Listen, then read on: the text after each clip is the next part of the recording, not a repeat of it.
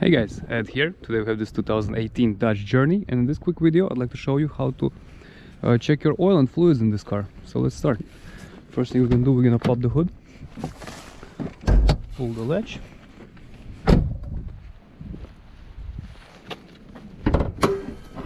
open up this thing and secure the hood. Okay, for this procedure we'll need a rag, a paper towel or napkin, whatever. Yeah, and let's start, guys. Let's start. So first thing, motor oil. Okay, what do you want to do? You want to make sure the car is cold when you check motor oil. Usually first thing in the morning before you drive out, check your oil level. So how do we do that? I'm gonna put you, we take the dipstick and get it out. I'm gonna push you guys here. Hopefully you see it, and dry it off. Just dry it off. Get the dipstick in again and pull it out. Okay. And then we can check for our reading. Right now the reading should be approximately here. Okay, so here we have up to here, so it's totally fine. It's okay. Only thing is the condition of this oil is very brown. Okay, it's not that good. So here you have safe sign. Okay, as you can see, safe. So this is where level of motor oil should be. So this is how you check motor oil level. Okay, and the condition. Okay, as you can see, this one is brown. It should be changed.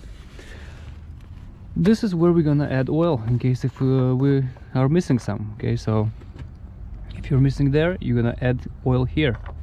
Okay, and don't overfill engine with oil. That's why I have the dipstick, to make sure the level is correct. This is the velocity of oil, 520, and you should use it accordingly. Next fluid. For some reason this car has low coolant level right now. As you can see, it should be somewhere here. It's only on the min sign, so it should be somewhere around here. Yeah, so I'm just gonna add it. I don't have it on me now. I'm gonna drive to gas station or parts store and get some. And you just, I want to do this when the car is cold. Okay, so just open this, pour in, and close it. Okay, up to max sign. This is a radiator hose. Okay, radiator cap. Make sure you never open this if the car is hot, if it has been working, since the pressure builds up inside. And the thing is, when you're gonna open it, you might get boiling antifreeze in your face, and obviously you don't want to have that. So make sure when you open this, the car has to be cold. Okay. Next thing, power steering fluids right here. So if your power steering is squeaking or it's hard to turn, most likely you're low on fluid. So if you need to add fluid, you just open the cap, pour in. Okay, here you have levels also, min and max. Okay, so it should be somewhere in the middle. Okay, so if you have to add, you just go to the parts store, get whatever you need and add.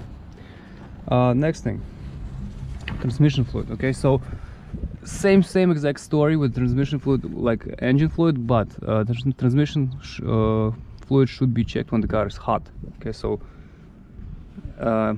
usually, okay, let's say you're coming home, you drove for a couple miles, just park the car, and then you can check the trans fluid. Okay, same thing, just get the dipstick out, wipe it off with a rag, get it in, get it out again, and check for condition. Okay, it should be pink. There should be no bubbles. If you have bubbles, it means it's either overfilled or it's actually transmission is going. Okay, so keep that in mind. Next thing, right here we have brake fluid. Okay,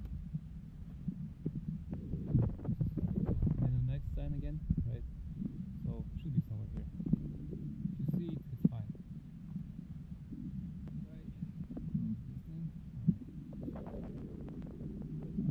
Yeah, if you're missing brake fluid, if you're low, it means you're leaking somewhere, since brake fluid doesn't evaporate.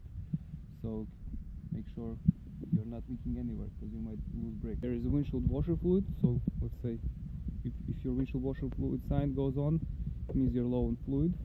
How do you do this? You just open this And you can use water or windshield washer fluid. But if you use water, if it's below freezing temperature, the water will freeze and it might crack some parts of container. So it's better to use windshield washer fluid. By the way, with the coolant, also you might use water in extreme situations, but of course it's better to use coolant, antifreeze. There is also Freon in this car, but we're not gonna touch Freon since it's better not to touch it if you're not sure, you're not mechanically inclined. So we leave this to mechanics. Same thing with the differential fluid and transfer case fluids. Those two things also, they are not they are under the car. We can't check it out from here, and that's also something mechanics should check. Okay, so otherwise, yeah, this is, as you can see, it's very simple. Hope this video helps. If it does, please press like button and have a great day. Bye.